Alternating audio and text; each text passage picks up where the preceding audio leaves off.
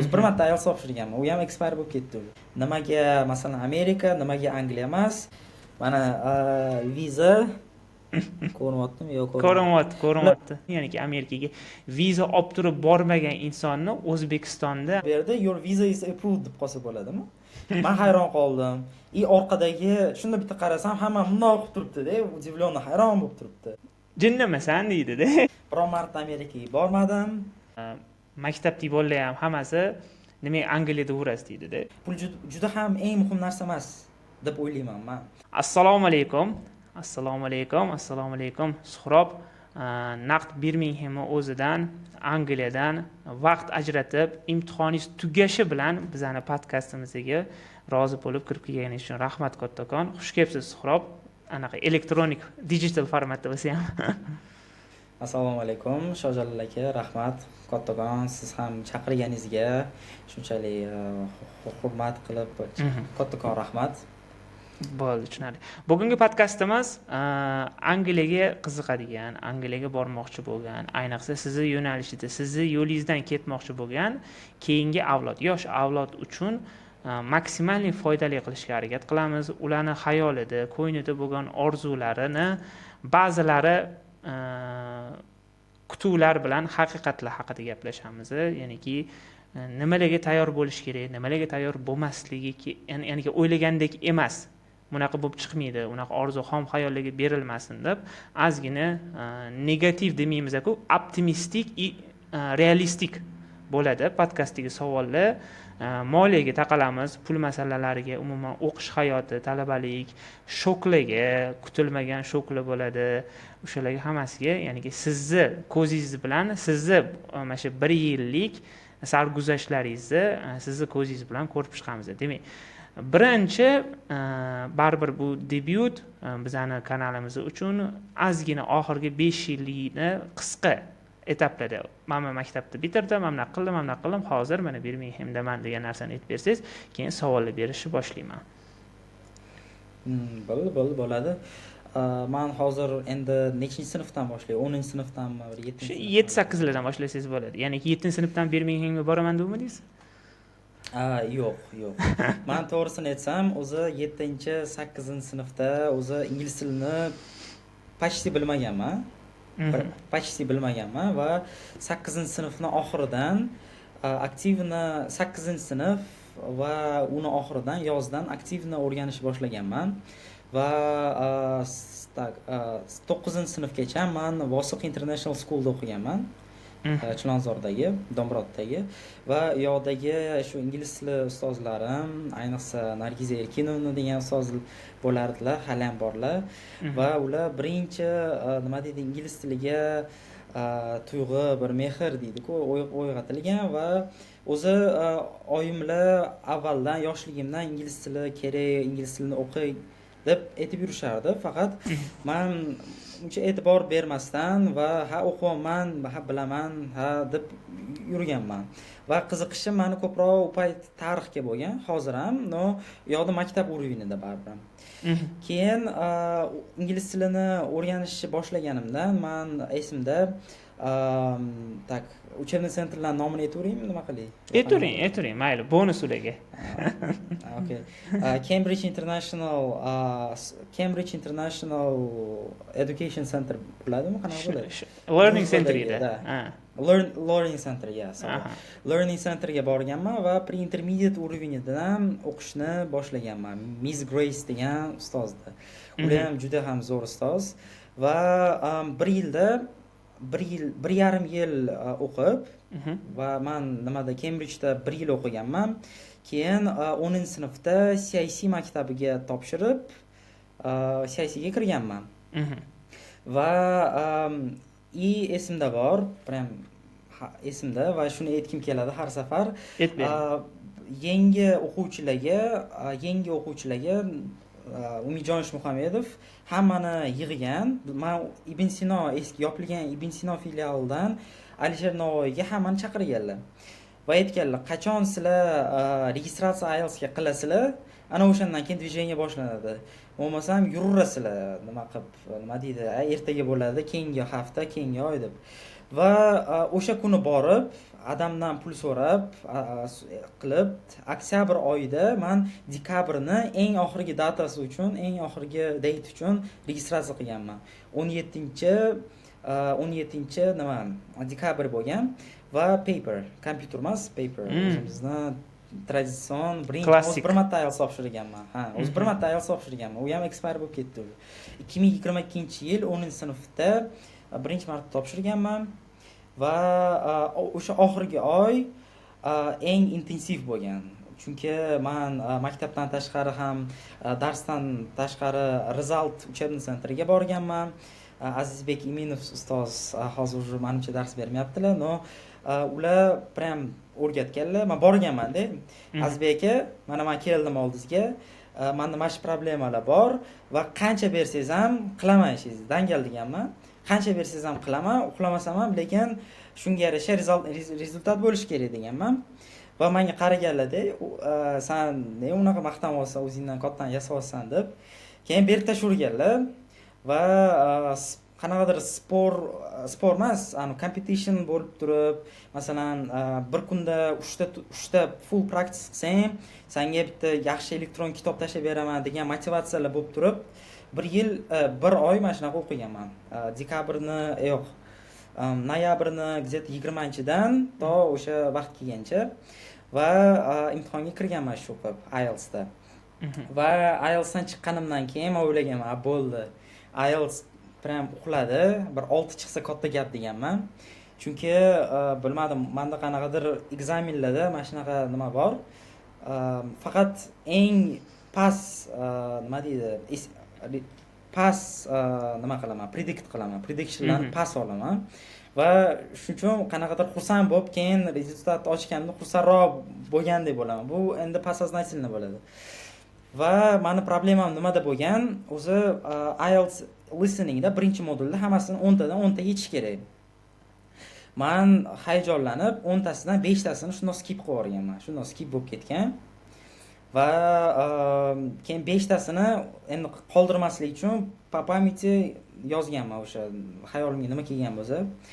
Va nima deydi, readingda aytganman, listeningni endi parod bo'ldi, endi readingni bir amallash kerak deganman. Va overall 7.5 chiqqan IELTS'im. 6 kutganman, 7.5 chiqqan, bilmadim qanaqa bo'ldi. No, shunaqa. Va undan keyin aytganimdek, men test topshirishni o'zi yomon ko'raman va topshirmaganman. Bir marta IELTS bir marta topshirganman, SAT'ni 2 marta topshirganman. SAT'ga tayyorlanish boshlangan. Maktabda tayyorlanganman va maktabdan tashqari yana intensiv ma'rifat jamoat kursiga borganman. Va yo'da 2023-yil уже где-то 6 oydan keyin IELTSdan keyin 1430 chiqqan. IELTS reading English 690, matematika 740, matematikdan past chiqqan. Va 3 oy self study qilganman yozda. O'zim oktyabrda yana bir marta topshirganman. Unda уже 1500 chiqqan. 720 English, 780 matematika. Shu bilan bo'ldi. Shu bilan college preparation vaqt ketgan. Va college preparationda esa yozda men Freshman Academy kursini olganman. Admission course deylarmi, shunaqa edi. Shunaqa edi. Da. Yo'da doktor Luciana, Valera Arakilyan, Umid aka, ular ham Yale'dagi. Ular o'rgatishgan, o'sha admission haqida umuman knowledge yo'q edi. Faqat test tayyorlanib va essay qanaqa yoziladi, nima qilinadi, hammasini shulardan yo'l yo'riq o'rganganman. Va keyin topshirish boshlangan.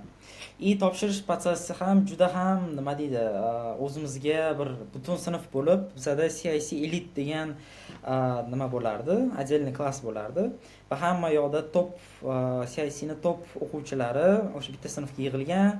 Biz bir-birimiz bilan maslahatlashib, bir-birimiz bilan nima deydi, o'rganib, feedbacklar berib turib, yozganmiz va hammamiz o'ylaganmiz, men qo'rqmasdan ayta olaman, hammamiz o'ylaganmiz biz qayergadir full ride bilan kiramiz deb. Prям hamma tam liberal arts collegelarga topshirib, NYU ni Shanxayni tan olmasdan va Shanxayga boramanmi deb turib, mana shunaqa nima deydi, Kunshanga ko'plar topshirmagan, hamma shuncha 1500 SAT, 1540 SATlarimiz bor.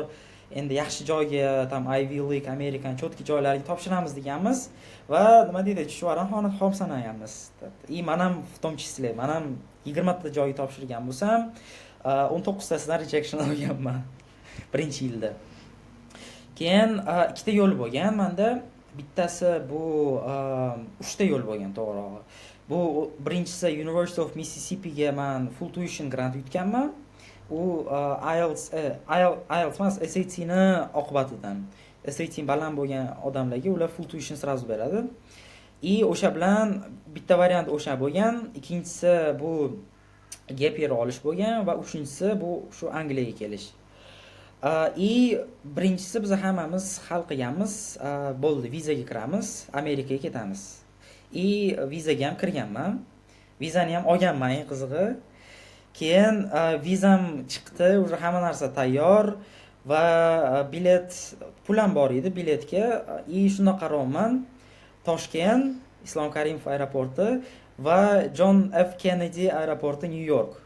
$1100 bilet narxi. Karta raqam terilgan va bitta nimani kutyapman. Adam bo'ldi, davay ol desalar, уже olinadi. Уже bo'ldi, уже aniq bo'ladi, уже hamma chimodan yig'ilgan, viza bor 1 yilga, hamma narsa tayyordi. Keyin nimadir bo'ldiki, adam ish bilan telefon qilmadilar, bo'ldi olgin deb, yo'qdan keyin qolib ketdi. Uyga kelgandan keyin bu Angliya varianti ham bor edi-ku. Angliya nimaga Angliya emas, Amerikadagi endi University of Mississippi bundoq qarasa ancha yomonroq universitet. Nimadan ko'ra, Birminghamdan ko'ra va plus va minuslarini hisoblaganmiz va adam shunaqa o'zi adam meni ham shunga o'rgatganlar. Hamma narsani nima qilib, nima deydi, qog'oziga yozib, pravda biz qog'oziga yozmaganmiz, Excelga yozganmiz. Hamma pluslari, hamma minuslari, nimaga masalan Amerika, nimaga Angliya emas, narxlari ham hamma masalan qancha rasxod ketadi, viza, kontrakt, yashash, hammasini prям ikkita qilib Excelda yozganmiz. Va mendan so'raganlar, o'g'lim deganlar, endi mana ko'rding, hammasini hisobladik. Nima qilasan endi? Tipa, qaysini tanlaysan? Mana o'zi oyim ko'proq Birmingham xohlaganlar, chunki bu baribir topoviy universitet hisoblangani uchun. Mississippi hali ham esimda bor, aytardilar, u qayoqdagi bir qishloq, rancho bo'ladi-ku, American ranchodagi universitet deganlar. Dala. Dala deganlar va agar bundoq qarasa, rostdan ham 2 yil mana shu admission, 2 yil emas, 1 yil admissionda yurib turib, oyim ham, adam ham prям uni такой четкий уже bir нормальный levelda уже o'rganganlar. Что к чему, qanaqa motivational letterlar nima, hammasini уже почти bilishadi. Keyin men ham menga bir kun bering dedim va research qilishni boshladim. LinkedInsiz juda qiynalib qolardim. Yo'da kim qayerda ishlashlari va oxir oqibat Birmingham yaxshiroq variantligiga nima xulosa keltirdim va vizam ham quydi. Men ko'rsatishim mumkin. Hozir 1 sekund.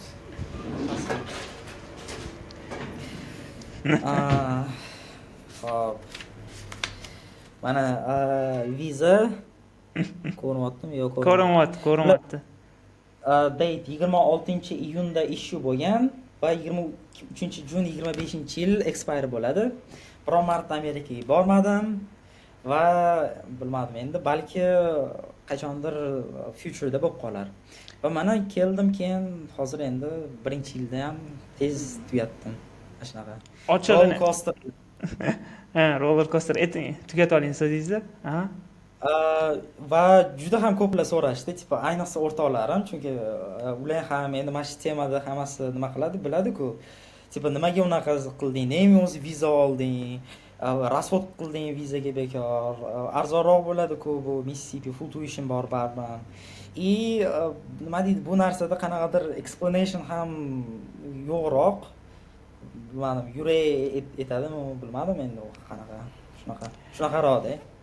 Men o'zi bizani ko'ruvchilar, maktabdagi bolalar ham hammasi nimaga Angliyada o'rasiz deydi-da. O'zim Amerikada tadbirkorlik qilgan bo'lsam ham, lekin ikkalasini yaxshi bilganim uchun menda ham yurak Angliyaga tortadi. Va lekin hozir men zo'r narsa ko'rdim. Bu yil uchun birinchi marta ko'rishim. Bu yil anchadan beri eshitmadim bunaqa ssenariy, bunaqa ish qilgan insonni, ya'niki Amerikaga viza olib turib bormagan insonni O'zbekistonda jinnimisan deydi-da. Misol uchun sodda qilib aytganda, sani o'rningda men bo'lganimda deb 1 soat gapiradi-da, Amerika viza olib bormagan odamga mana shunaqa. Lekin qoyil, gap yo'q. Soqqani soqqiga urardim deb. Shunaqa trakka chiqib ketardim deb. Chunki logistika kompaniya ochganimizda ham masalan hamma bolalarning orzusi bitta, Amerika vizasini olish. Ya'niki men Amerika viza olib, o'qishi tekin bo'lib turib, lekin pulli o'qishga ketgan sizni ko'rib turganim uchun bir tarafdan o'zim uchun ham xursand bo'ldim. Ya'niki bitta menda emas ekan bu fikr deb. Bitta menda emas ekan deb gap yo'q. Shunaqa men sizga qo'shilaman. Hammada xayolda nima deydi? Amerikaga borsam bo'ldi, ishlarim yaxshi bo'lib ketadi, masalan, pul topaman, keyin mashina olaman, uy olaman deyshadi. Qaysidir ma'noda to'g'ri bu. Haqiqatan juda ko'p odam boradi, pul topadi, lekin bizani uydagilarni va meni shunga o'rgatishgan. Bizani maqsad bu masalan bir 10 ming, 20 ming, bo'pti $100,000 pul topish emas. Bizani maqsad bu men ertaga kimdir bo'lib chiqishim, ertaga bir nima deydi, foyda keltirish deydi-ku bir jamiyatga. Impact. Pul bu impact, exactly. Pul bu to'g'ri, masalan hozir qanaqadir eshitilishi mumkin, anaqa arrogant bo'lib eshitilishi mumkin, lekin pul juda ham eng muhim narsa emas deb o'ylayman men. Bu shuning uchun viza bu men vizada eng qizig'i nima bo'lgan? Hamma ayturardi. Bir oy masalan vizadan 1 oy oldin joy olib qo'ygan bo'lsam, ayturishardi, tipo sen ertaga yaqinda vizaga kirasan, tayinlanyapsanmi, nima bo'lyapti, qalay bo'lyapti deb ayturishardi. Menda unaqa feeling yo'q edi. Qanaqadir bo'pti, men masalan yo'qda kimdir o'g'irlashga ketmayotgan bo'lsam, ishlashga ketmayotgan bo'lsam, nimaga menga bermaslik kerak degan bir mindset bilan kirganman-da. Oxirigacha shunaqa bo'lgan. Va очередda turganman, qarasam menda где-то 15 tacha oldin odam очередda turibdi. Yo'qdan 9 tasi F1 viza, mana shu o'qish vizasi, qolgani turistik yoki language har xil. Mendan oldingi hammasi отказ olyapti-da. Hammasi отказ. Bitta men shunday keldim, hammada reject. Bitta mendan oldingi odam deb o'ylayman, qaysidir bir universitetda nimaga sen bu universitetni tanlading deb so'radi konsul.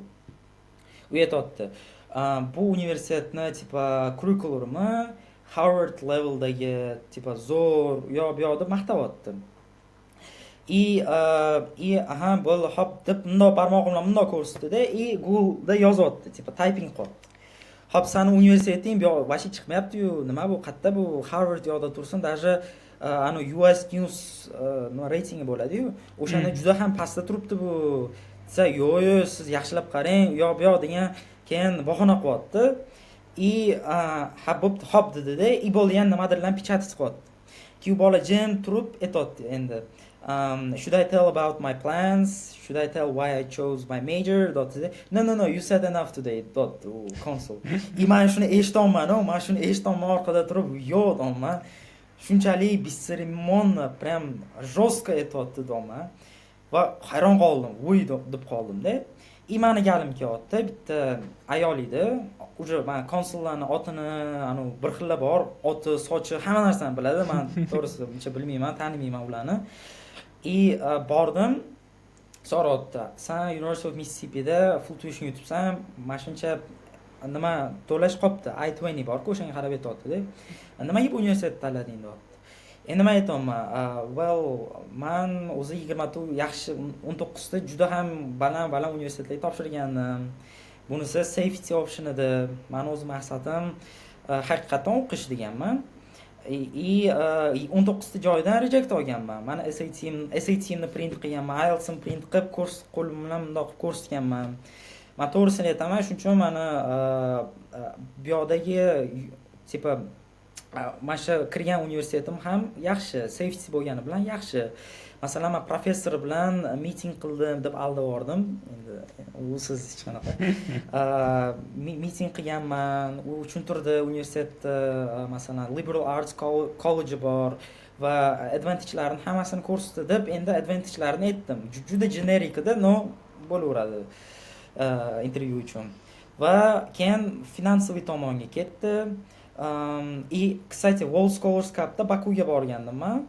O'shani ham rasmini ko'rsatgandim. Tipa medal, maktab bilan medal taqib, flagga ko'rsatgan, o'shani rasmga chiqazib kelgandim-da. Men telefon mana 3 to'g'ri emas, mana rasm bor edi. O'shani bundoq ko'rsatdim. Qanaqa rasm deb keyin bundoq qilib yopishtirib ko'rsatdim. Ha, yaxshi, молодец deb kulib qo'ydi. Keyin nimani so'radi? Tipa pulni so'radi. Qanaqa to'lamoqchisan deb. Men o'sha MyGo'dan berdim, kirib ketib qoldi-da birdan. O'sha dokumentlarni oldida kirib ketib qoldi. 10 minut уже yo'q. 10 minut men kutib turibman, 10 minut u nimadirlar qildi. Ichkariga dokumentlar bilan. Chiqqandan keyin yana ikkita savol berdi. Your visa is approved deb qolsa bo'ladimi? Men hayron qoldim. Orqadagi shunda bitta qarasam, hamma bundoq qilib turibdi-da, udivlенно hayron bo'lib turibdi. Chiqib ketdim, qog'oz beradi bilsangiz. Tipa kirganda, уже chiqishim bilan qarasam qog'oz yo'q, yo'qotib qo'ydim. Hayajonlanib, yo'qotib qo'ydim. No, problema emas ekan, keyin kirib turib, ism, familiya bilan topsa bo'lar ekan. Mana shunaqa bir nima bo'lgan, nima deydi, experience bo'lgan vizada ham. Qoyilligini. Juda ham ajoyib. Eng hayratlanarlisi baribir hozir bizani ko'radiganligi viza olib turib o'qishi tekinaga nega bormadi ekan degan savol bor. O'sha narsa haqida davomida gaplashamiz. Angliyada faqat Birminghamda yoki boshqa variantlar ham bormidi? Bor edi. Queen's Mary London bor edi. University of Birmingham Bristol bor edi. Men Birmingham tanladim chunki Birmingham baribir Central Rock shahar. Bristol sal rankingda sal balandroq bo'lgani bilan chetroqda относительно.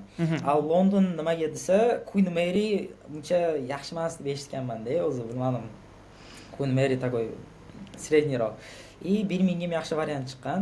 Angliyaga o'zi men cycle'da UCAS'dan topshirmaganman. Men Foundation Pathway Kaplan degan sayt bor. O'shandan topshirganman.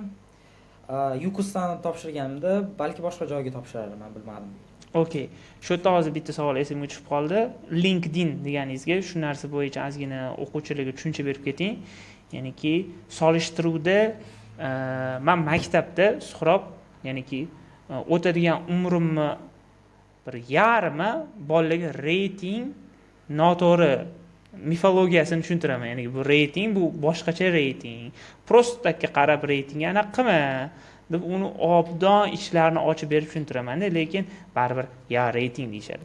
Shuning uchun siz tomonidan, ya'ni boshingizdan o'tgan inson tomonidan, ya'ni LinkedInda qanaqa qilib o'lchadingiz, o'shalar haqida ozgina aytib bersangiz, qanaqa qilib LinkedInda social prooflarga ishonsa bo'ladi?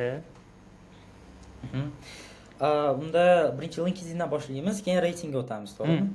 LinkedInni nimaga men LinkedIndan ko'rdim? Chunki alumni network bor va любой universitetda bu muhim narsa men o'zim hisoblayman. Chunki tushuntirib keting, shuni ham o'zim nimaligini. Tanish bo'lsa, alumni network bu bitiruvchilarni o'zini nima deydi, gruppasi.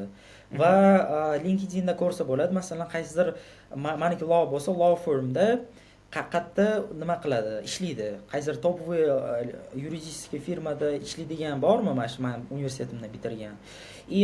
Qaradim, o'zi Angliyada 3 ta universitetdan nima bo'lgan? Premier ministr bo'lishgan. Bu Oxford, Cambridge и University of Birmingham. Shunisi ham bir kichkina fakt, no bu qanaqadir random faktroq baribir.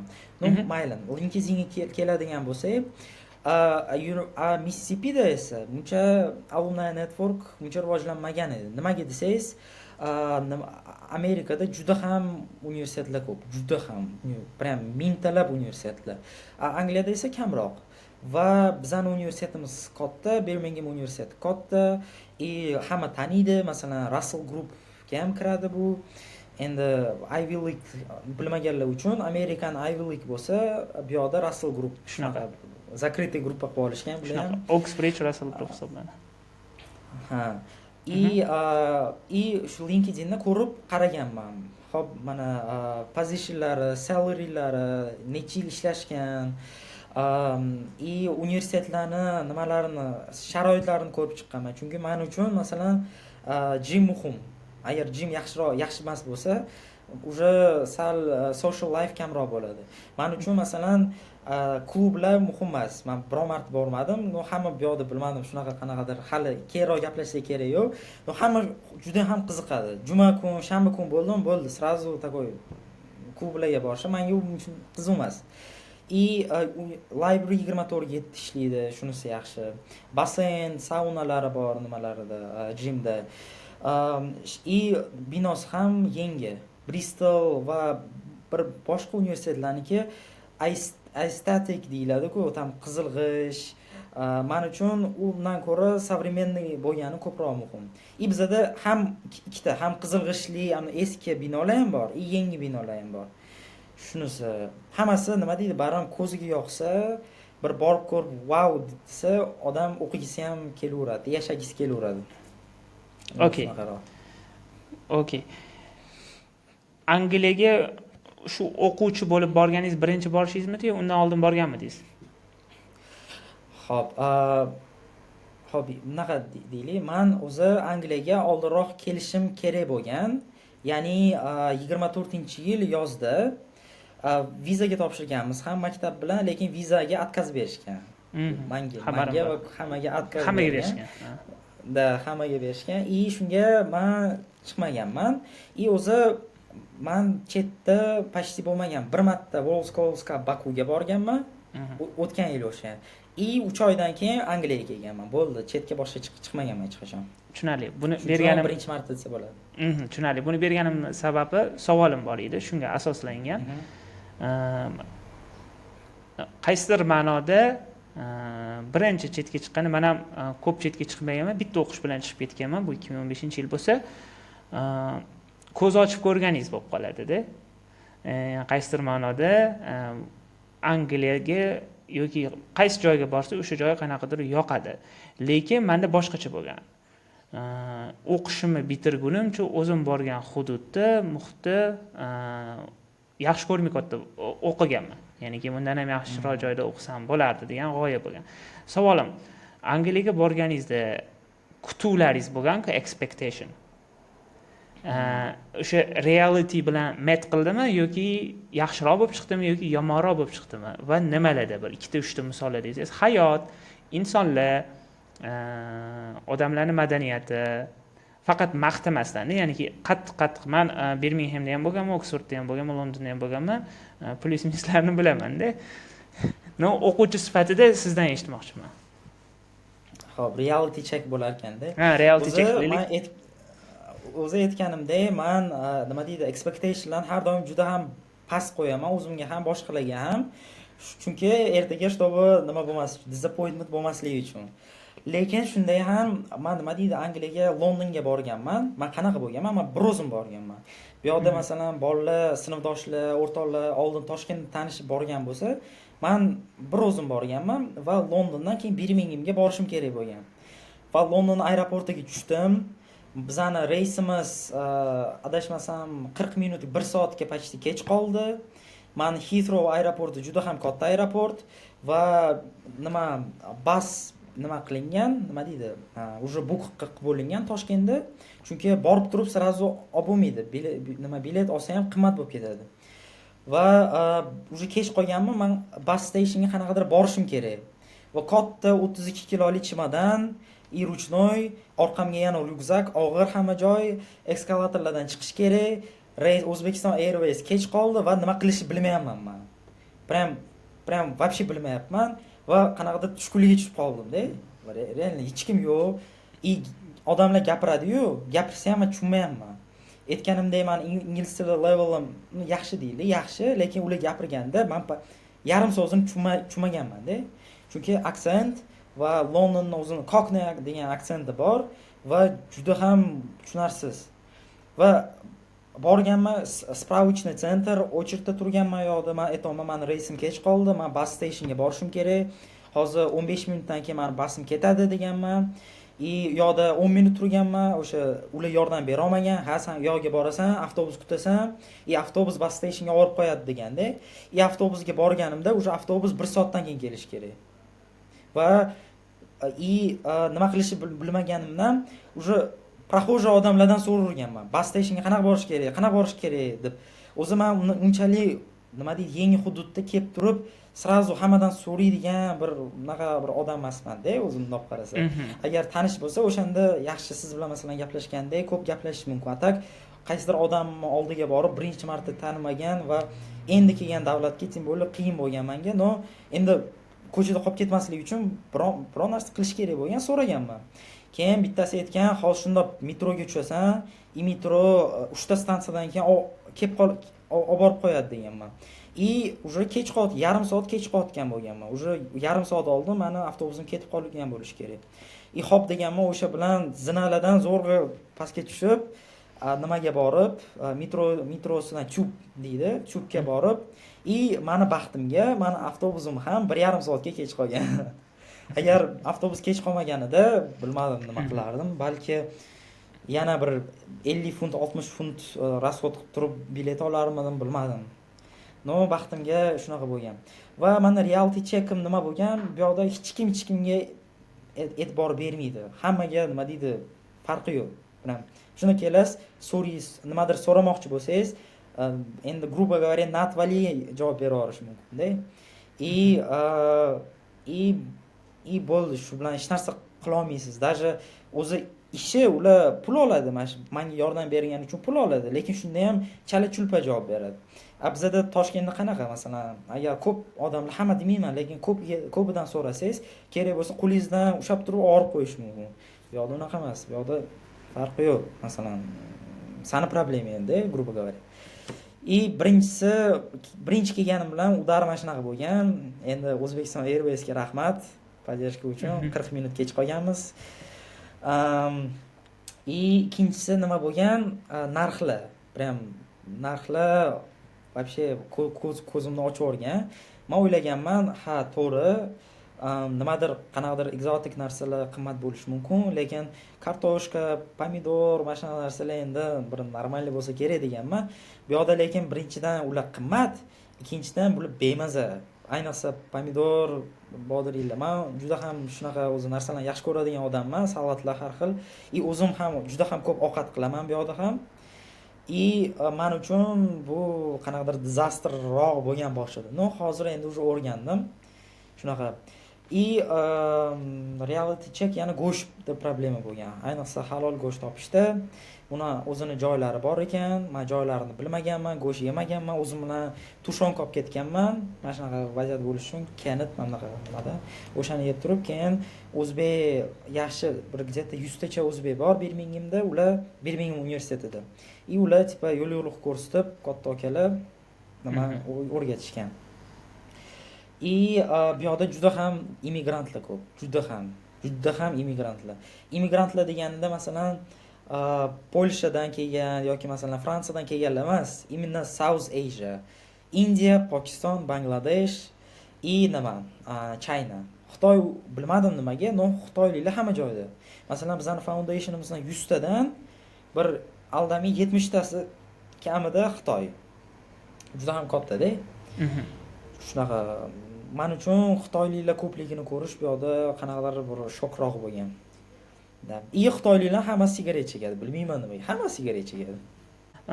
So'rab qarang, boya ozgina chalaroq bo'lib qoldi, reyting haqida tushuncha berib keting, ya'ni sizni o'zingizni tajribangizda hamma o'quvchilar uchun, ota-onalar uchun ham, umuman O'zbekistondagi hamma uchun reyting haqidagi fikrlaringiz, yondashuv qanaqa bo'lishi kerak, hammasini aytib bersangiz, sizning fikringiz. Xo'p, reyting masalasi juda ham universitet tanlashda, ayniqsa nima deydi, hamma uchun juda ham muhim. No, aslida reyting bu juda ham subyektiv narsa. Juda ham subyektiv narsa va reytingga asoslanib turib universitet tanlash kerak emas. Nimaga? O'zi bizani agar olib qarasak, bizani именно davlatni prям rutlaridan, ildizlaridan reytingga tortadi. Qancha baland bo'lsa, shuncha zo'r, shuncha yaxshi, hamma prestij orqasidan harakat qiladi. Lekin именно universitetga keladigan bo'lsak, unchalik nima prestijga harakat qilish kerak emas. Конечно, agar Oxford, Cambridge, Imperialga kirsa ketish kerak. No, masalan, bu yoqda ikkita bir xil почти variant tursa-da, lekin deylik palonchi universitet bitta reyting kattaroq bo'lsa, lekin qolgan hamma narsasi hech qaysi yoqmasa, u reyting orqasidan ketib qolish kerak emas. Bu noto'g'ri narsa. Bu masalan 4 yil aytganingizdek o'ziga yoqmaydigan joyda yashash, u ham pul to'lab, ham yoqmasa, bu вообще yomon-ku. Undan ko'ra O'zbekistonga qaytib ketgan yaxshiroq emasmi? Va reyting narsa subyektiv. Reytinglarni ham odamlar sostavlять qiladi. Odamlarni ham o'zini kerakli va yoqimsiz, muhim emas bir qanaqadir kriteriyalar bo'ladi. Shuning uchun masalan US News reytinglari juda ham boshqacha QSnikidan yoki The Timesmidi? Times Higher Education bor. ERU bor. Ular ham Xitoyliklarniki. ERUni bilmas ekanman. Hammada har xil. Va reytingga e'tibor berish kerak, faqat prosta universitetlar nomini bilib olish uchun. Ha, masalan, deylik bilmadim, Bowdoin degan universitet bor ekan, deylik Bates, Colby degan kolleджlar bor ekan deb turib, prosta shuncha bilib olish kerak bo'ldi. Unga asoslanib emas, более depth qarash kerak, research qilish kerak, vaqt ajratish kerak. 4 yil bu universitet qabul qilgan taqdirda ham u yoqish bor, yoqmasligi bor. Va bilmadim, ko'pincha odamlarda shunchalik universitetga kirib o'qiyman, diplomimni olaman va hammasi yaxshi bo'lib ketadi deyshadi, lekin aslida umuman unaqa emas. Masalan, men universitet Mississippi отказ qilgan bir nimasi ham shunda.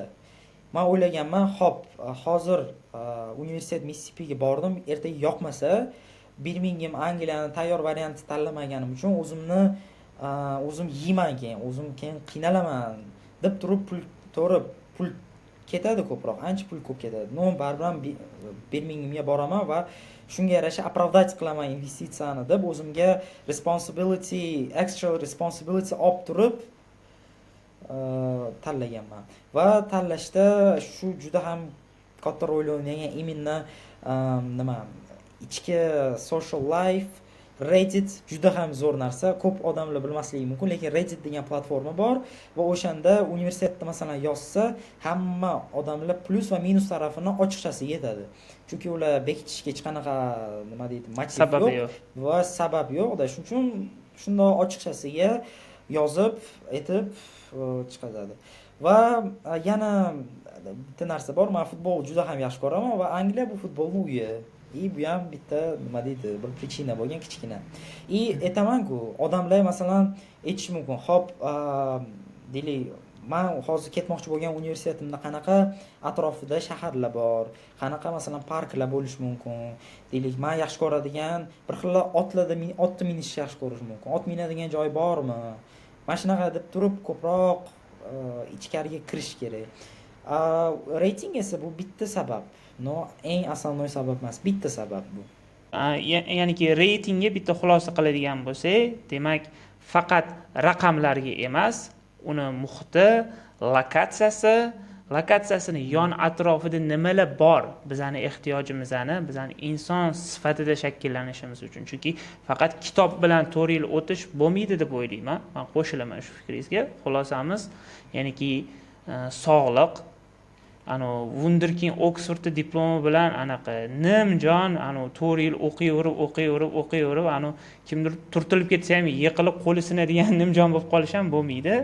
Sizlar hamma rakurslarni, hech narsani ko'zdan qochirmasdan, hamma narsani inobatga olib, overall umumiylashtirganda yaxshi natijalar uchun qarashimiz kerak ekan. Endi Yana bitta narsa bor, bilasiz, hozirgina ham boya aytayotgan edim, universitetda insonlar mana universitetga kirsam, manimcha oylik olishar ekan degan statistikalarni chiqarishadi. Universitet veb-saytlarida turadi. 6 oyda, 10 oyda manimcha o'quvchimiz 90% o'quvchimiz kirib ketadi deydi. Manimcha oylik bilan kirib ketadi deydi. Statistikalarni men yaxshi ko'raman-ku, lekin statistikalar shunaqangi o'ynatib yuborsa bo'ladigan narsalarki, shunaqangi chiroyli qilib ko'rsatsangiz bo'ladi bitta statistikani yoki shunaqangi negativ qilib ko'rsatsangiz bo'ladi. Afsuski ba'zida uni tushunishmaydi. Mani savolim nima bo'lyapti? Birminghamda o'qiyapsiz, 100 ta o'zbek bor dedingiz. Tabiiyki bu degani ancha-muncha bitirgan insonlar bilan yoki bitiruvchi yildagi insonlar bilan ham tanishsiz. Qanaqa strategiyalarni qilishni tavsiya qilasiz? Ya'ni 1 yil o'qigan va bir necha yildan beri o'qiyotgan insonlarni olgan maslahatlar bo'yicha biza 10-11 sinf bolalarga bersak. Nega? Men uverman, shu ishonchim komil, shunchaki darsga borib, qaytib kelib, hattoki darsga borib qaytib kelib, zalga chiqib, parkka borib kelgan o'quvchi 4 yildan keyin diplomini qo'liga olganda, uni hech kim quchoq otib ishga kutib olmaydi. Diplomingni olding, biz seni kutib turdik, mana 5000 funt oyliging bo'ldi. Mana senga misol uchun consulting firma yoki corporate misol uchun law firmalarida ishlaysiz, sizni mana kresloyingiz deb bermaydi-da. Shunga qanaqa strategiyalar qilib o'qish kerak, ayniqsa Angliyada. Chunki buni davomli savollarim ham bor. Ya'ni Birminghamda talaba qanaqa o'qisa muvaffaqiyatli bo'ladi. Shu siz olgan maslahatlar, o'zingiz beradigan maslahatlarni bersangiz. To'ppa-to'g'ri aytdingiz, to'ppa-to'g'ri. Raqamlar bilan nima deydi, shunaqa o'ynatsa bo'ladiki, eng bir oddiy bir tufta narsani ham zo'r qilib ko'rsatsa bo'ladi. Va diplom masalasiga keladigan bo'lsak, men o'zim quloqim bilan eshitganman. Oksfordni prям din deydi-ku, eng kattasi bo'ladi-ku, nima direktori deylik, biz endi o'zimiz tilda aytganki, sen oddiy community college o'qib turib, lekin masalan har xil joylarda qatnashib turib, social networkingni kuchaytirib, internshiplar olib turib, aktiv bo'lganing ancha работодательdan, ish beruvchidan foydaliroq va valuable ko'rinadi, chem Harvardni просто tak bitirib kelgandan ko'ra. Chunki nima deydi, universitetda beriladigan narsani Khan Academy, YouTube va har xil kurslardan o'rgansa bo'ladi. Masalan, ekonomikani Adam Smith Wealth of Nationsni o'qib turib, masalan, yaxshi tushunchani, masalan, bir bakalavriatda 1,5 yilni tushunib olsa bo'ladi-da, menimcha. Men o'zim bakalavriatda ekonomikada o'qimaganman-ku, no основополагающий kitoblarni o'qib turib bilsa bo'ladi. Universitet bu faqat bilim oladigan joy emas aytganingizdek. Bu social networkka bir nima deydi, kattalashtiradigan hub, uplift qiladigan joy. Ha, shu masalan, men bilaman, masalan, meni sinfdoshim qaysidir kimnidirni, qaysidir katta biznesmenni farzandi bo'lishi mumkin. Yoki masalan, ikkalamiz harakat qilib turib, agar ikkita internship olsak, уже bizani CV'imizda, rezumeda уже bir chiroyli bir ikkita mana shu joydan rezume olganingizdan bunga odam ishonsa bo'ladi. Agar recommendation letter bo'lsa, undan ham yaxshi. U odamlar уже biladi, что bu odamga haqiqatdan ishonsa bo'ladi va ertaga bundan to'liq chiqadi degan bir tushuncha bo'ladi. Universitetni aytilgandek faqat o'qish u odam zerikib ketadi. Bir odam nima deydi, bizga dopamin kerak-ku, serotonin ozgina bo'lsa ham kerak-ku. Odamlar bilan gaplashib turib, bu joyga chiqib turib va veselый bir fan hayot bo'lmasa qiynalib qoladi odam. Даже o'zimizni universitetlarda ham juda ko'p hozirgi kunda ayniqsa ko'raman LinkedIndan, kстати, juda odamlar mana shunaqa shanslardan foreign use, masalan, agencies va har xil chet davlatlarga borib turib forumlarda qatnashish populyarniy bo'lgan va shu o'zi bo'ldi. Ish beruvchi bu ishga kirish maqsad bo'lish kerak emas-da o'zi, bundoq qarasa. Ko'p odamlarga hamma universitet bitiraman va xudo xolasa ish olaman, uylanaman, mana shunaqa. U o'zi noto'g'ri plan. Agar shunaqa plan bilan o'qiydigan bo'lsa, ish beruvchilar u odamni emas, ikkinchi odamni man o'zimni ustimda ishlayman, rivojlanaman. Agar omadim kelib qolsa, ish beradi. Agar ish berishmasa, yanada rivojlanaman va xudo xolasa bir kun emas bir kun kimdir bo'lib chiqaman degan odamni oladi. Chunki ular har doim rivojlanadi.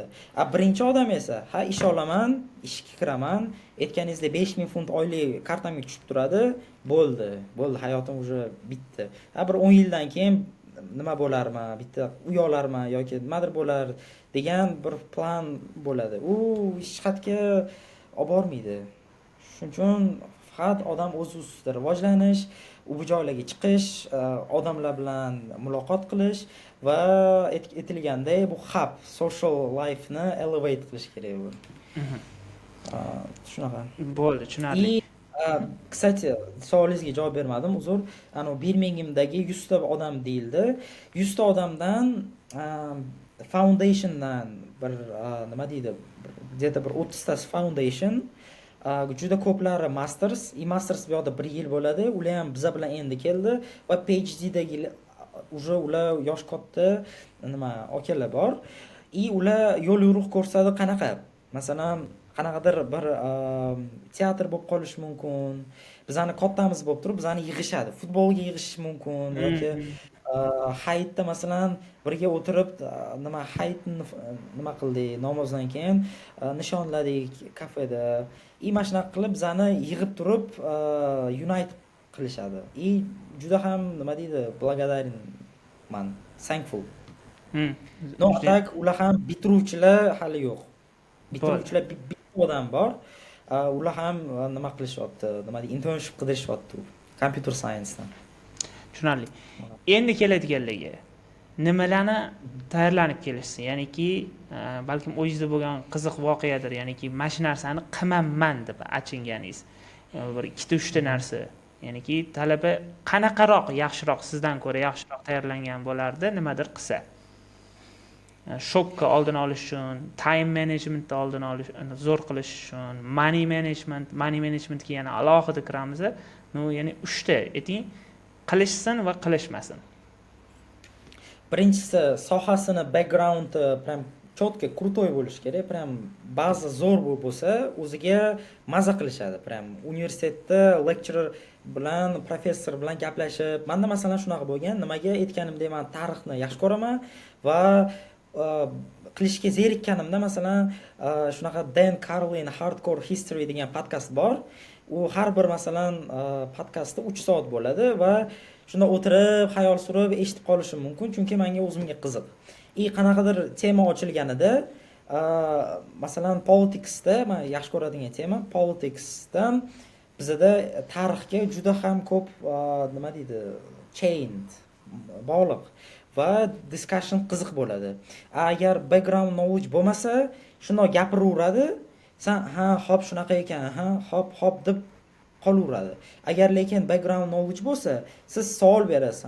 Lekin masalan bu vaqtda boshqacha bo'lgan-ku degan. Men masalan feminizm haqida prям nol bo'lgan knowledge'im va feminizm nimasiga kelganimizda men prям bilmay qolganman. Hop deb yes man bo'lib qolganman. Yozib faqat mana shunaqa bo'lib qolgan. Boshqa temalarda esa qanaqadir pushback qilib turib, discussion bo'ladi. Background knowledge-ni prям четко qilish kerak qiziqqan sohaga. Bu birinchisi. Ikkinchisi, kim bo'lishni уже aniq bilish kerak. Masalan shunaqa bo'lib qolar degan gap o'tmaydi. Prям oldindan men masalan yurist bo'lib kelaman deganman va oxirigacha ham xudo xolasa mana shunaqa bo'laman deb qat'iy turibman. Odam shunaqa bo'lishi kerak. Agar o'zgartiradigan bo'lsa, ertaga birinchidan tushkunlikka tushib qoladi, ikkinchidan ni tуда ni suda bo'lib qoladi. Shuning uchun ikkinchisi aniq maqsadni aniq qilish kerak. Yarim yo'lda уже orqaga qaytish yo'q. Uchinchisi, bu mani personal narsam, balki boshqalar qiynalmasligi mumkin. Bu English British accentga quloqni nima qilish kerak, o'rgatish kerak va odam o'zi ham o'rganishi kerak. Nimaga desangiz, men boshida juda ham qiynalganman va tushunmaganman.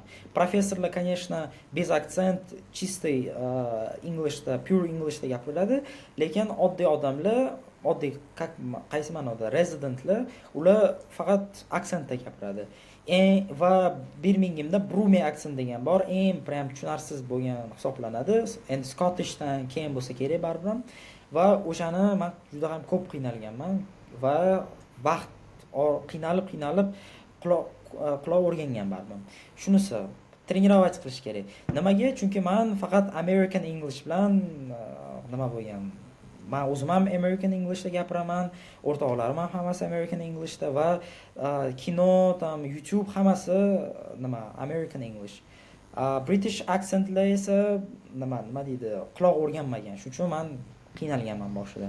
Mana shu 3tasini aytgan bo'lardim. Va 4-inchisi, yana bitta bonus, expectationlarni har doim low qo'yish kerak, past qo'yish kerak. Chunki your expectations are your problems. Mana shunaqa gap. Okay. Endi hammaga ochiqchasi gaplashiladigan pulli masala.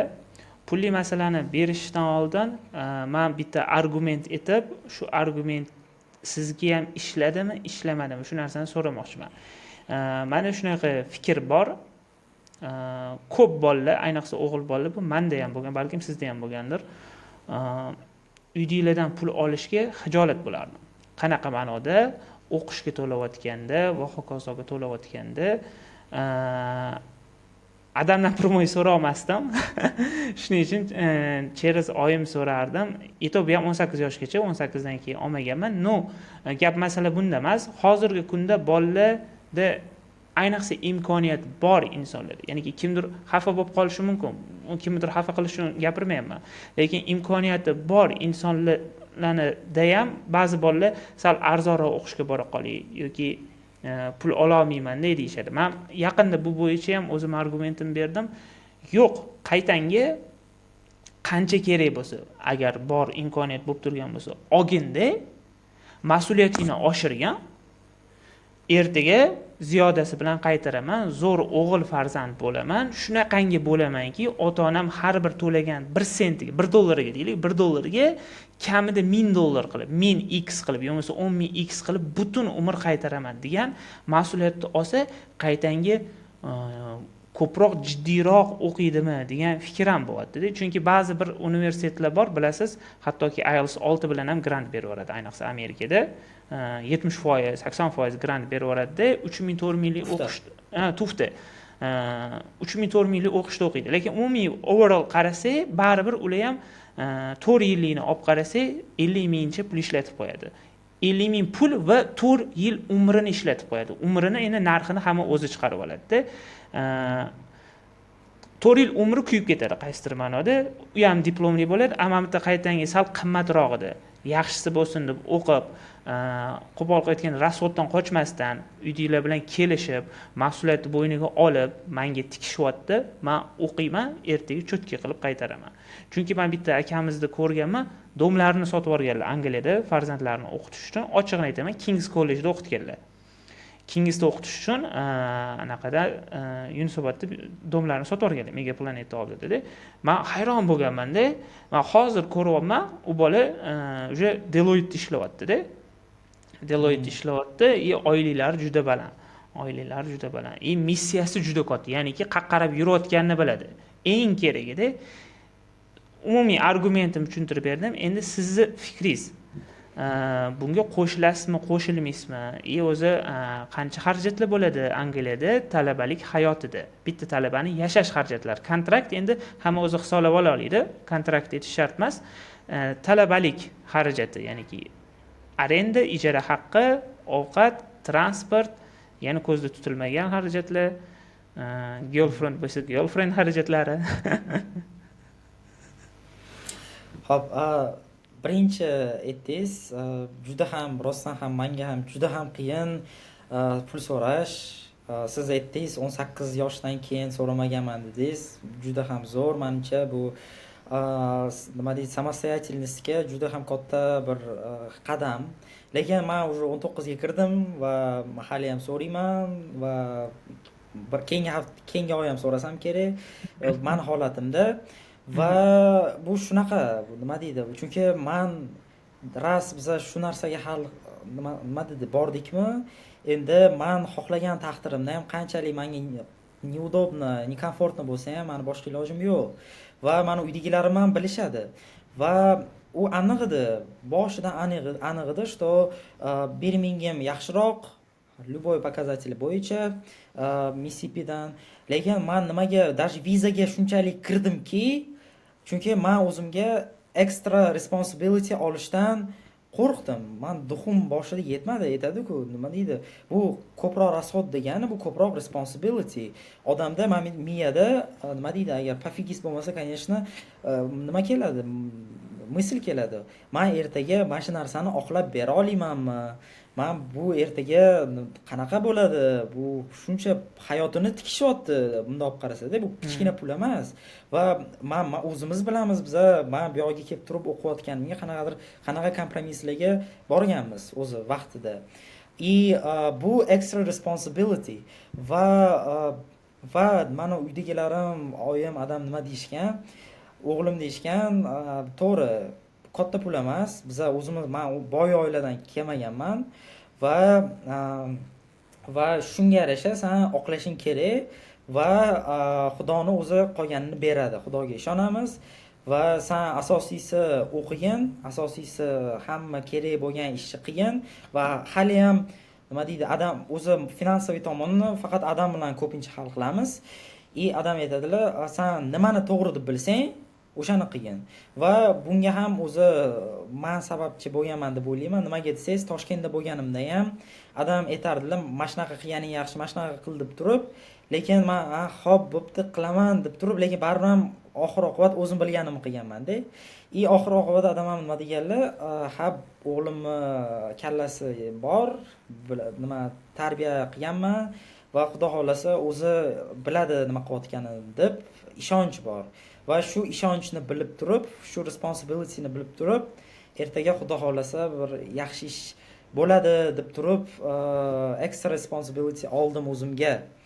Va men imkoniyati bor va shunday ham oddiy universitetga ketadigan bolalarni nima deydi, ular ko'proq uydagilarini nima deydi, o'ylash emas, o'zini o'ylash deb men bilaman. Qanchalik achchiq bo'lmasin, shunaqa deb o'ylayman. Nimaga? Chunki bu boshqa extra responsibilitydan qochish bo'ladi-da, bu. Tipa men agar oqlolmasam, hatto bu o'shancha pul ketmadi, sal kamroq ketdi degan bir shuncha bir o'zini o'zi aldash-da bu. O'zini o'zi aldash bunday olib qarasa. Fortichka ochilganday narsa. Va menimcha bu agar all-in ketiladigan bo'lsa, all-in ketilishi kerak. Prям gamble qilish kerak bu vaziyatda. Endi gamble deganda qimor emas, no yo hammasi, yo hech narsa.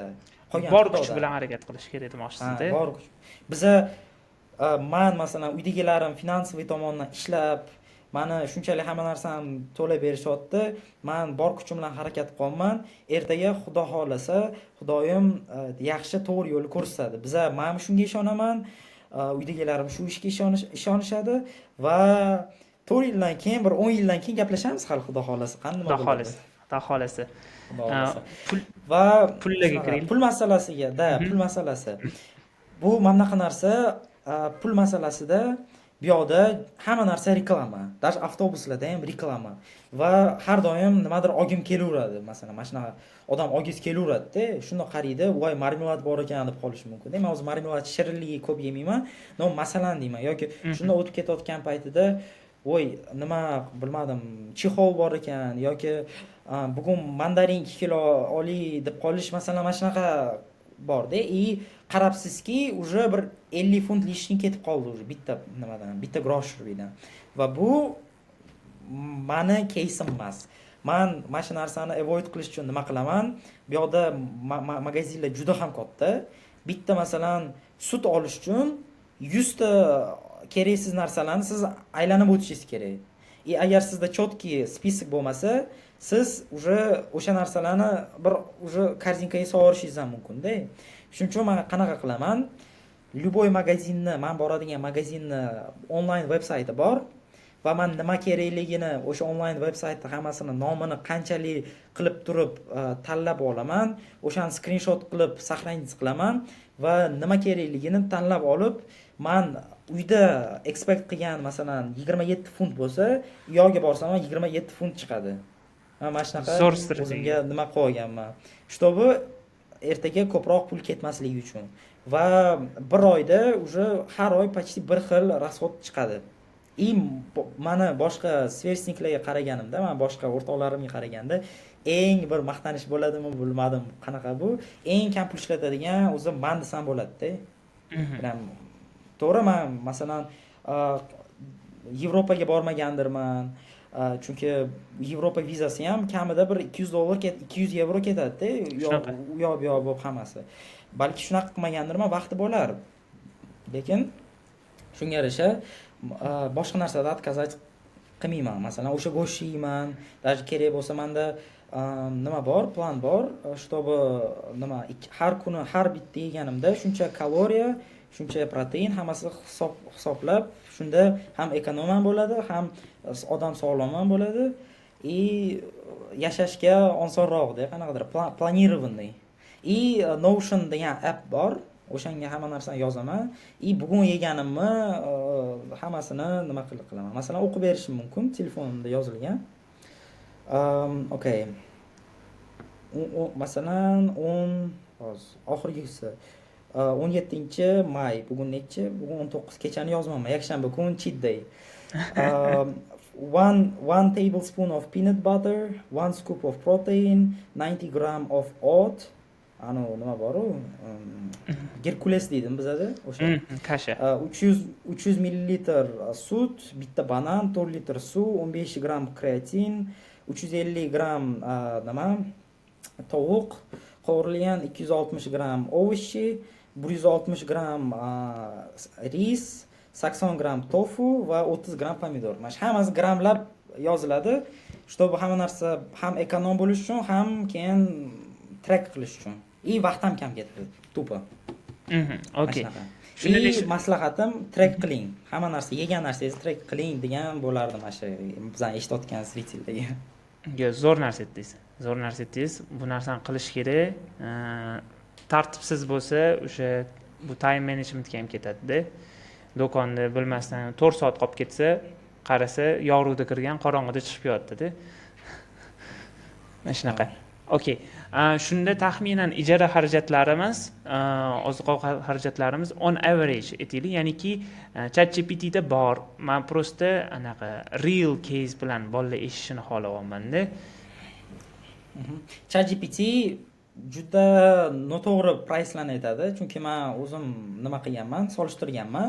ChatGPT va любой AI noto'g'ri pricelarni aytadi. Kamida men aytaman bir 40% ga adashadi. Nimaga desangiz, man protein source tuxum, masalan 12 ta tuxum 2 funt 70. 270 bo'ladi.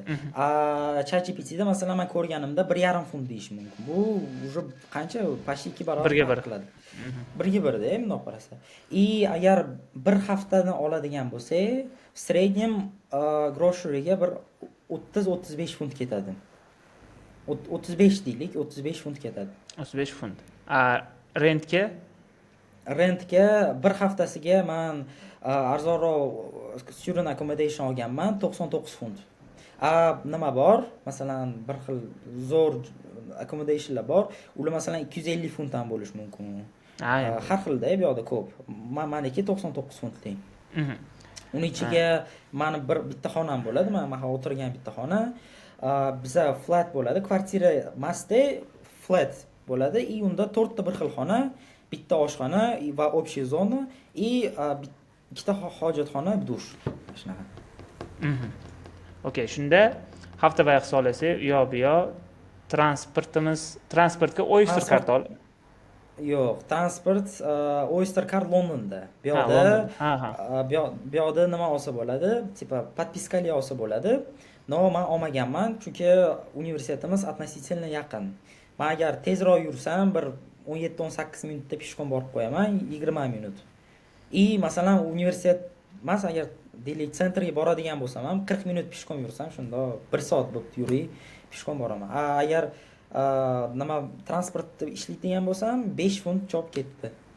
Tуда обратно.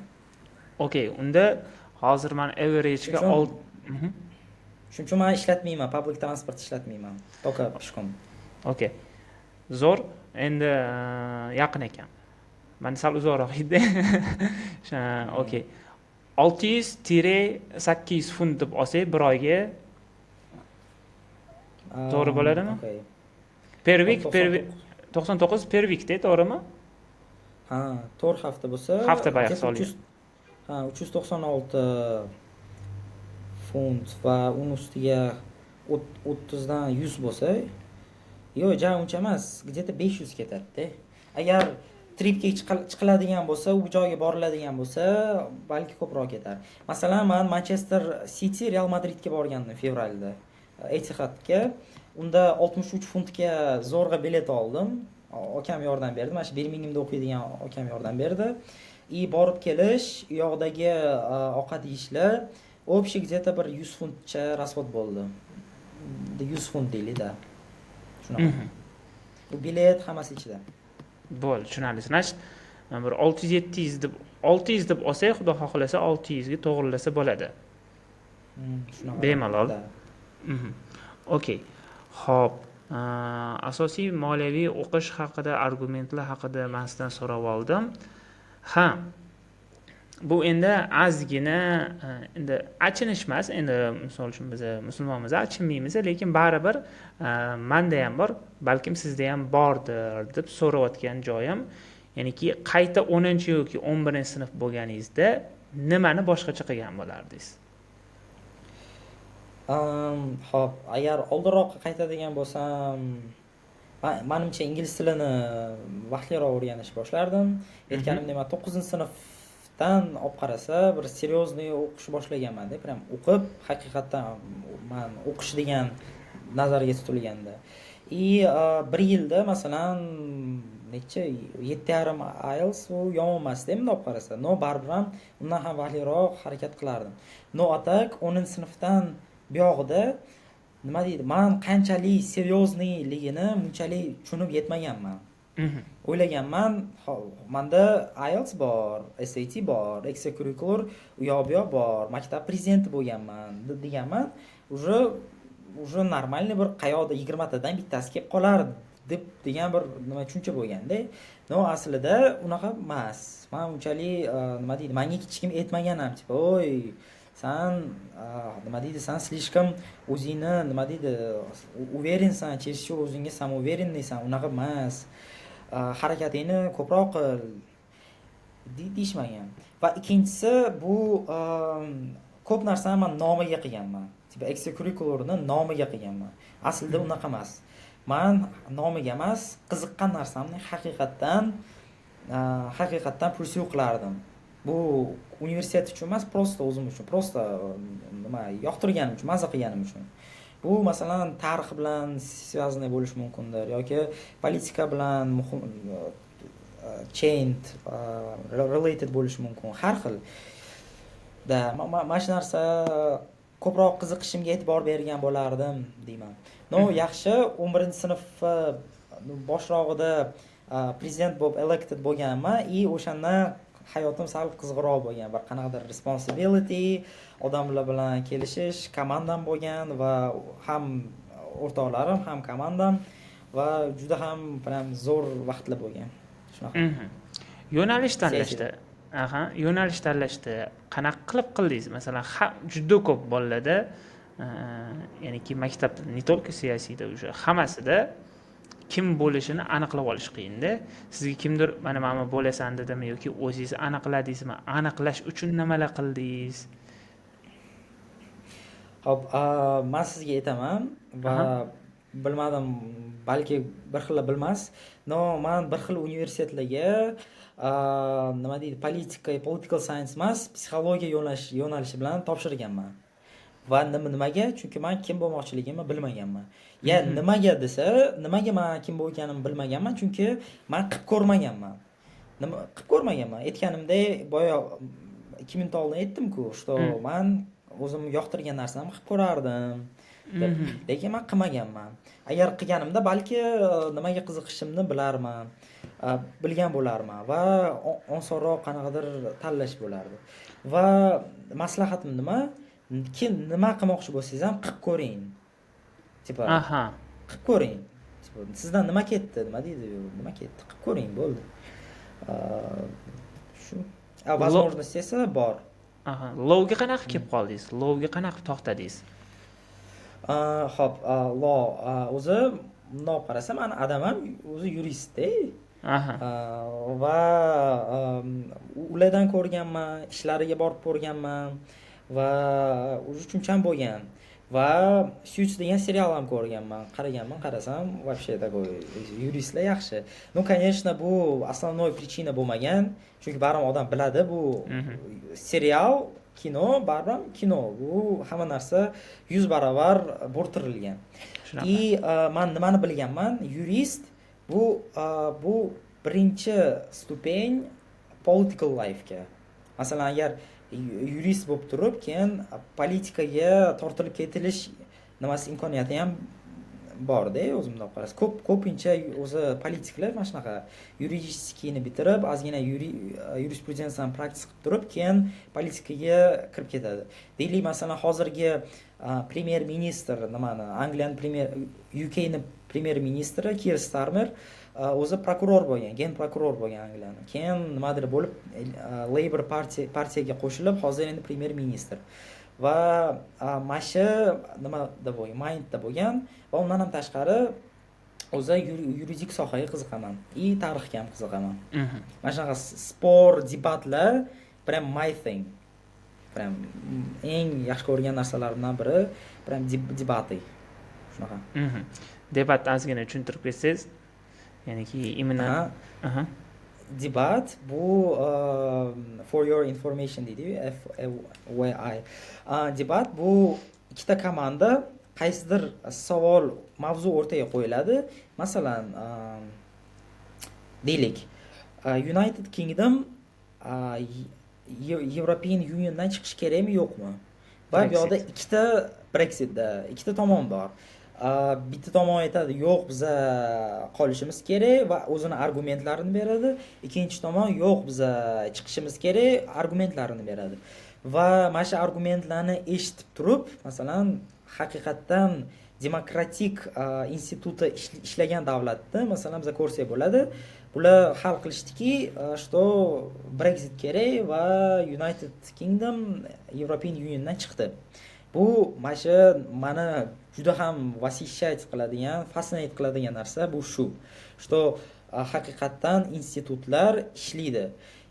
Masalan, oddiy qaysidir bilmadim, hokim premyer ministrni bemalol kritika qilib qura oladi butun internetga va unga hech narsa bo'lmaydi. Даже uni reytinglari ko'tariladi agar haqiqatdan kritikasi to'g'ri bo'lib va asoslangan bo'lib chiqsa. Va bu narsa men uchun prям bundoq qarasa, men bunaqa davlatda o'smaganman. Bizada qanaqa? Bizada xudo xolasa hammasi yaxshi bo'ladi, osmonimiz safo, biz yaxshimiz degan. Bu yoqda prям kritika. Bu yoqda haqiqatdan discussionlar, debatlar ketadi va bu narsa debatlar etilganda mana shu narsa debat. Har bir resident o'zini davlatini boshqarilishida hissa qo'sha oladi. Masalan, har bir odamni ovozi matters, each voice matters. O'qib ishlaydiganlar bormi? Birminghamda o'rtoqlaringiz? Tak, bizani universitetda bitta masters men biladiganlardan 3 ta bola, bitta masters, ikkita ikkinchi kurs adashmasam, как ikkinchi kurs, second year. Bizani ekvivalentda foundation hisoblab 3-kurs bo'ladi. Ular bir amallab qanaqadir topishgan, lekin imенно Birmingham shahrida ish topish nereально qiyin. Prям Londonda masalan oson-ku ish topish, bu yerda impossible. Ja impossible demay, lekin qiyin. Juda ham qiyin. Aynan shuning uchun so'radim, chunki CICda hozir zo'rg'a aynitdim bolalarni Birminghamda. Qaysidir ma'noda boshqasiga qilganda, chunki strategiyasi o'zim o'qib, o'zim ishlayman degan g'oyani.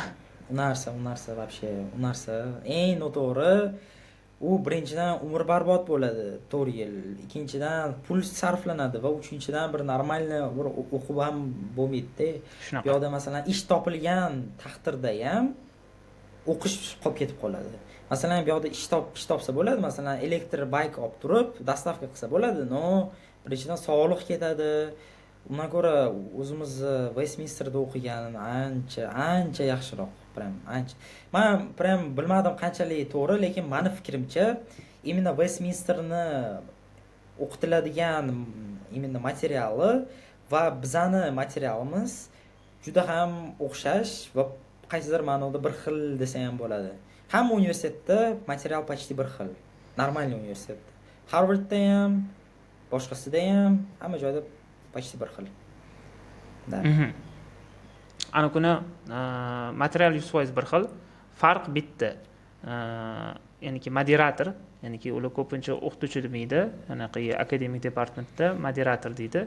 Ya'niki moderator bo'lib, ayniqsa biznes boshqaruvda, hattoki lowda ham boshqaruv, ya'niki umuman sinfxonani o'quvchilarni boshqarib, o'sha debatga solib, mavzularni tashab, qiziqtirib, yana bitta kontra argumentlar, qarama-qarshi fikrlar bilan bolalarni o'zini o'zi bir-biri self study qilib tashlaydi. Shuning uchun o'sha ijtimoiy muhit, networking bilan farqlanib turadi universitetlarimizni. Suhrob, deyarli suhbatimizni yakunladik. Ya'niki suhbatimizni eng oxirida bizda an'ana bo'lyapti, erkin mikrofon. Erkin mikrofonki, sizda shunaqa imkoniyat bor, O'zbekistondagi barcha ota-onalarga va barcha o'quvchilarga sizni deylik shu gapiradigan gaplaringiz yetib boradi. Agar shunaqa imkoniyat bo'lganda, nima fikrlab bergan bo'lardingiz? Bemalol o'ylab olib aytsangiz bo'ladi. Xo'p, hurmatli ota-onalar, chet davlatda o'qish bu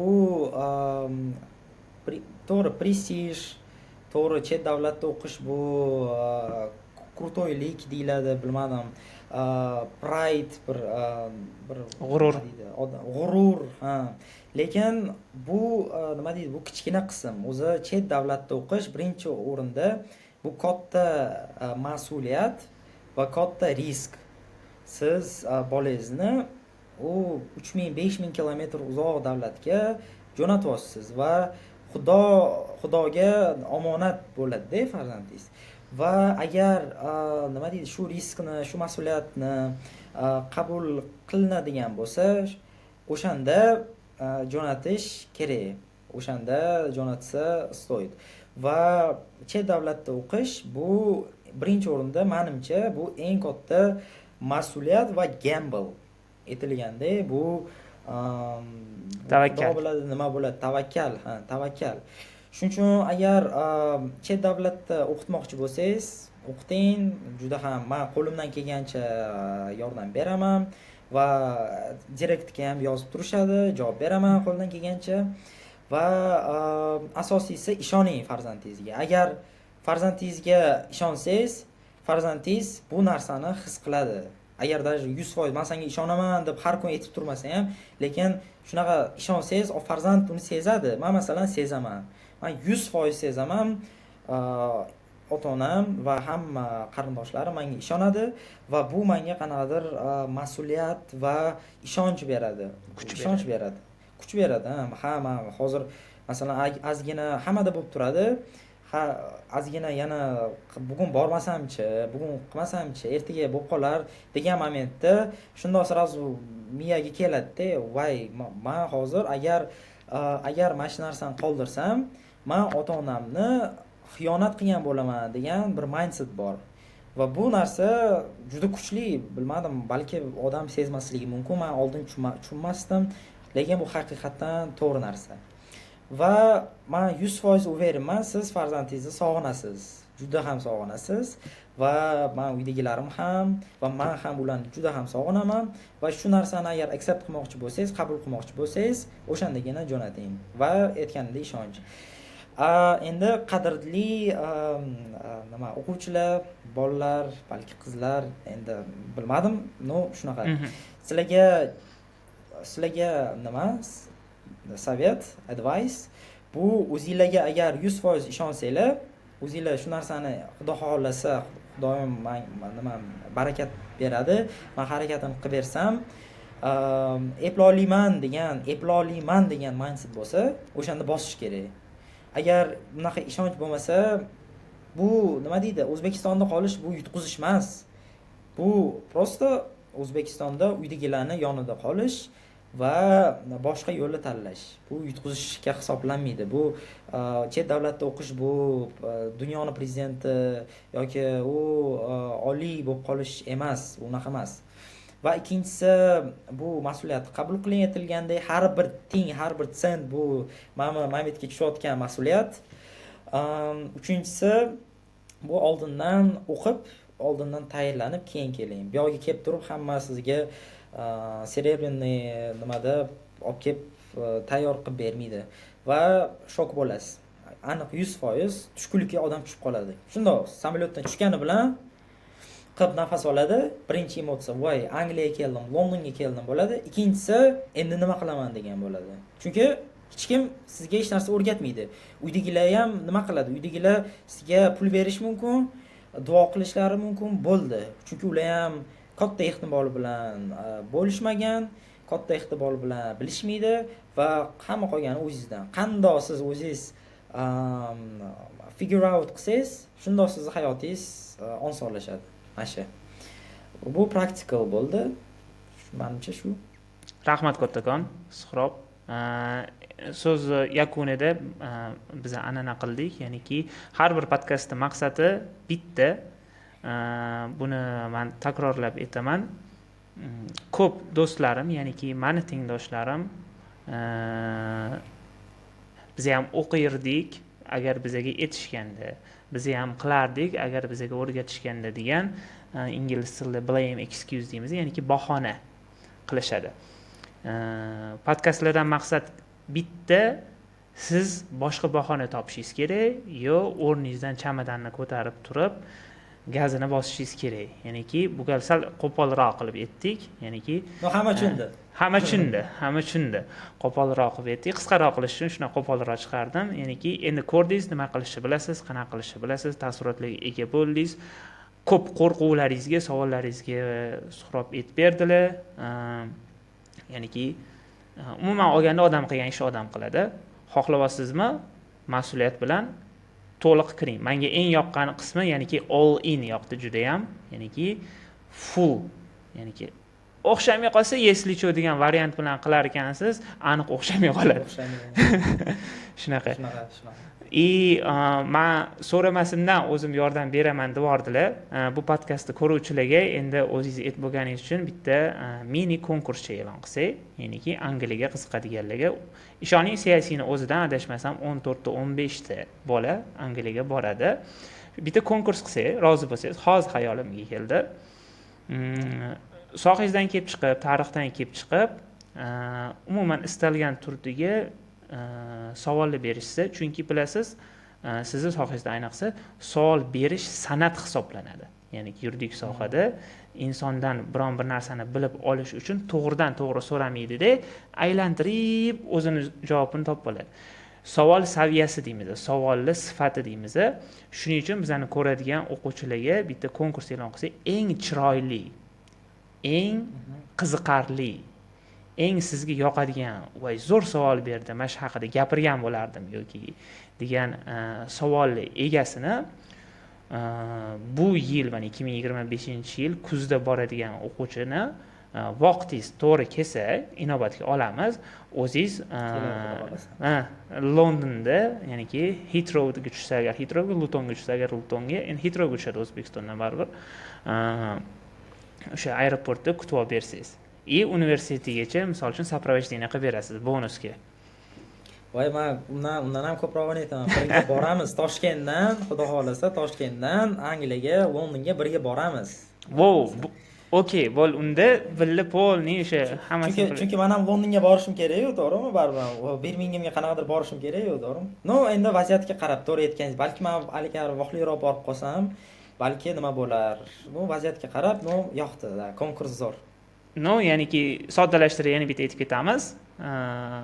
Bizani kuzatuvchilar janob Salimov Suhrobga istalgan mavzuda ularga yoqadigan qiziq kreativ qaysidir trigger bo'ladigan savol bersanglar, o'zlarini sohalariga aloqadormi yoki student life'ga aloqadormi farqi yo'q. Va o'sha savol zo'r savol bo'libdi desalar, sizda shunaqa yutuq bo'ladi. Agar nasib bo'lsa, billa Londongacha borasizlar. Agar sal boshqacharoq bo'lib qolsa, yana o'zlarini bonus podarkalar bo'ladi. Xolos, savolingiz yoqsa, ancha-muncha yengilliklarga ega bo'lasiz. Ayniqsa emas, o'zi shu Angliyaga borayotgan bo'lsangiz.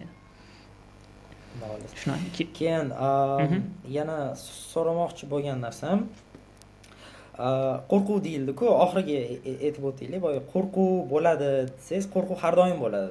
Qo'rquv eng nima deydi, prям prezidentlarda ham, любой odamda qo'rquv bo'ladi va kuchli odam bilan ham qolgan boshqalarning farqi, qo'rquvni his qilib turib, baribir o'sha ish qilsa qo'rqib turib qilmasa. Menimcha bu mani qanaqadir shior deydi-ku, qo'rquvni yengib o'tish bu juda katta bir nima deydi, bir bravery deydimi shunaqa. Ikkinchisi, o'sha savollarni javobi, masalan, Instagram ссылка bo'ladi xudo xolasa. O'sha yerda video format qilib, nima o'sha yaxshi savollarga javob berishim mumkin. Chunki direktga yozib turib, direktdan javob bergandan ko'ra, video qilib javob bersa ko'proq odam ko'radi-da. O, zo'r bo'lib ketdi. Bu qanaqa deydi? Social mediani rivojlantirish bir nimasi ham bo'ladi-da. Zo'r bo'lib ketdi.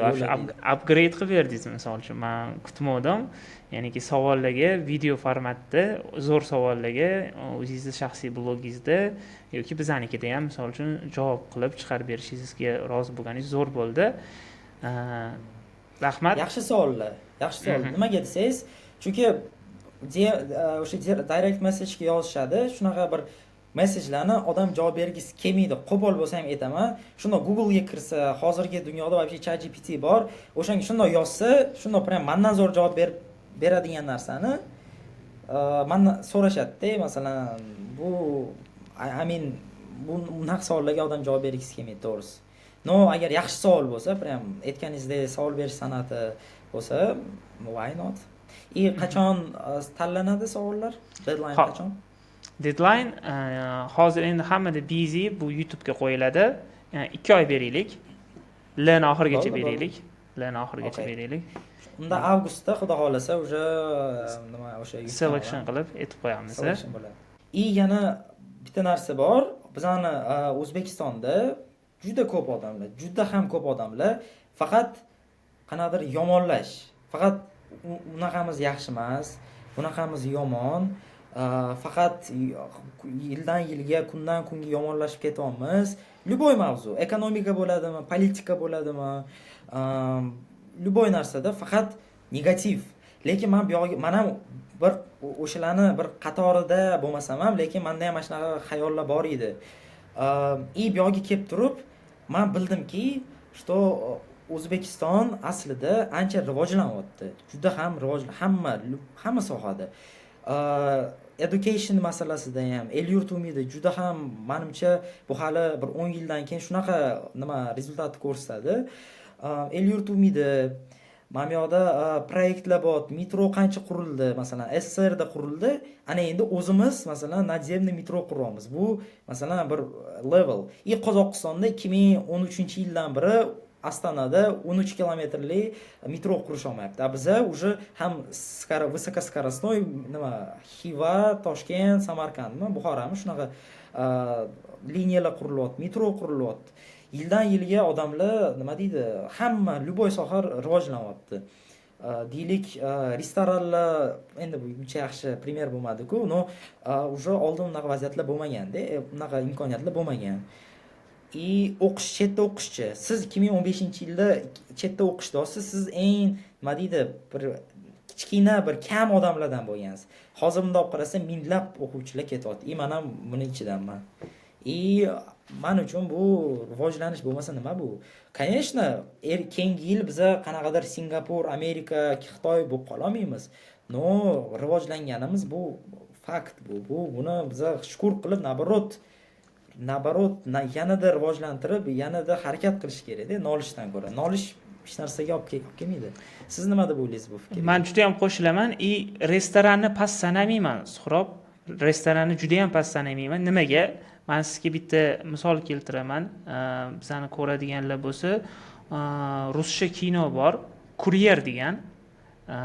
Ko'rganlar agar bilsa, bu yerda juda ham kulminatsiya, o'zi har bitta kinoda kulminatsiyachi juda ham odamni kutmagan narsa bo'ladi. Ya'ni supergeroy oxirgi gapi kulminatsiya bo'lmaydi. Odatda rejissyorlar kinoni shunaqangi nezametni joyiga kulminatsiyani bekitib ketadi.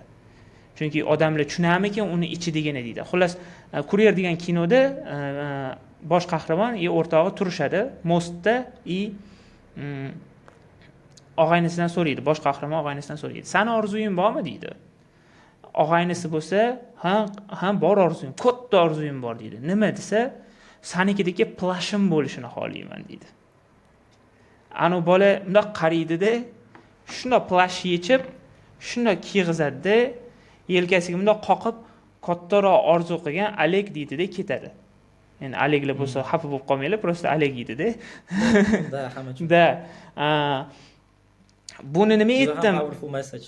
Juda ham powerful message. Bitta restoranda nima buni men juda ham muhim deyapman. Bolalar, men eslayman, Yaponiyaga borganimda 2023da aytishdi, boshqacha sushi yedingizmi? Sizni sushilarni vataniga boryapsiz-ku, bu narsalarni vataniga boryapsiz-ku deyishdi. Men ochiq aytdim, akalar dedim, ishoninglar, o'zlari Yaponiya mami, hozir reklama ketib qoldi. Yaponiya mami yaxshiroq ekan, men yeyolmadim dedim-da. Bu Angliyada ham misol uchun, Angliyaning o'zini firmini misol uchun English breakfast deydi.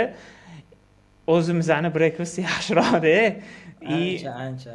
Shuni tushunib olish uchun ham ularnikida stilidagi ovqatlarni yesa, ko'zi ko'radi-da, to'yadi. Sal orzulari kattalashadi.